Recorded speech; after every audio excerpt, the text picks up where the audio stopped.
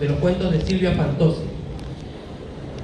Toda la imaginería de Silvia Fantozzi está arraigada en la zona del Pujol. Para quien conoce Corrientes sabrá que hoy día es un barrio más de los arrabales correntinos, pero hace 30 o 40 años el Pujol era el límite exacto entre la ciudad y el campo. La vasta llanura correntina donde empezaba el polvo, el pasto, la gramilla y el estero. En ese continente negado a todo, cegado de ciudad, habitaba una tradición también de fronteras.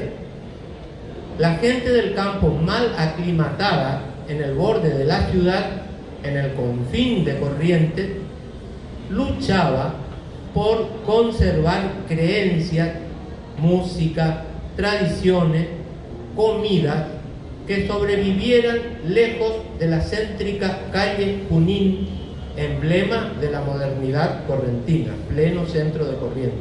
Querían mantener como a raya a esa calle Junín que representaba todos los antivalores si comparamos con el campo, ¿no? Por eso, cuando la abuela del cuento del Señor del Carro, que es uno de los cuentos de Silvia, del Señor del Carro del Naranjal, fuma un cigarro tranquilamente, no nos asombra. Es hábito propio de la gente del interior de la provincia. Aquí o en Buenos Aires, no les digo, si viéramos a una señora fumando un cigarro, no sé cuántos muertos contaríamos en el camino, ¿no es cierto? No es una cosa muy común. Si acaso un cigarrillo o pipa o lo que fuera. No, mujeres con pipa nunca he visto.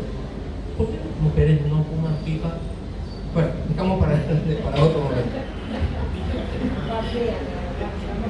¿Por qué? ¿Sí? Es hábito de la gente del interior de la provincia, eso que les dije. Todas las utilidades terapéuticas de los yuyos y los jarabes también están en manos de esas viejas sabias que conservan recetas domésticas que se fueron pasando, como todos sabemos, de generación en generación y reviven en estas páginas de Silvia Fantozzi, poblando ese universo fronterizo del barrio Pujol.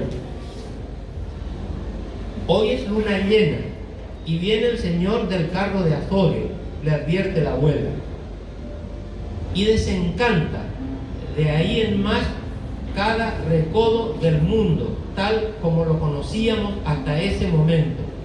Es como si esas palabras conjuraran un nuevo sentido y todo lo que sabíamos del mundo se va borrando. No preguntes nada, no abras la boca, recomienda la abuela. Mañana te explico todo lo que quieras, pero hoy abrí los ojos y mirá. No te puedo decir más. En ese instante mágico, en el que era un patio con naranjos florecidos, llega el carro de un señor bajito que no tenía colores, que no tenía ropa, ni relieve, como el cuerpo de un espectro. De nuevo, no voy a revelar el final del cuento, pero les aseguro que la anécdota es un mero pretexto del texto. La verdadera lectura está en la mente del lector, ámbito del que Silvia Fantozzi extrae lo más profundo, que no tiene forma, como la excelente psicoanalista que es, sabe oficiar ese parto, de sacar del fondo de nosotros mismos esas cosas que ni siquiera nosotros sabíamos que las teníamos. En este caso, en un cuento. Traduce el miedo, la decepción, el olvido, la resignación, el repudio, la esperanza en la imagen de aquella protagonista que, resguardada por la memoria de esa abuela, se bate entre la vida y la muerte en el cuento. Después, el otro cuento, 5, Pepita, se propone, la protagonista, armar un hada con una receta mágica, armarse un hada propia. Yo quiero contarles que el plan inicial de este libro, Mabelita está acá a mi lado y no me va a permitir mentir, aunque yo miento así compulsivamente, pero en este caso no puedo, era armar un libro que se llamaba De hadas y hados. Después se fue degenerando como todo en este mundo y terminó siendo lo que es, pero en principio esa era la idea. Yo se la comuniqué a Silvia y seguramente se instaló frente al teclado del ordenador, como dicen los españoles, a dar vida a su hada. Y se puso nomás como alquimista, mezclando sustancias, pero sin seguir la receta al pie de la letra, porque justamente la autora, escritora al fin, queda atrapada en ese vínculo entre la letra y su significado, entre la lectura y la escritura, y no puede escapar por un largo tramo del relato de esto que estamos obligados a hacer quienes escribimos en el siglo XXI, preguntarnos qué escribimos, por qué escribimos, para qué escribimos y qué es esa escritura.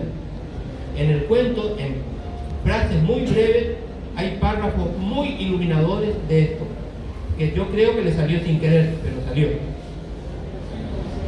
Y ahí está, y es inconsciente, digamos, y ahí está justamente el valor de este cuento, ¿no? No solo de este vínculo que podría por algunos ser tomado como una especie de juego que hace el escritor para tratar de explicarse a sí mismo cuál es su oficio, cuál es el fondo de su oficio, sino también en el relato mismo, porque estas 5 pepitas le permite, por ejemplo, jugar con sociolectos, porque en algún momento los personajes hablan como hablaba la gente del Bajo Cocol, y en otro momento hay un personaje que es una española y habla con todos los acentos y las palabras propias de una mujer española.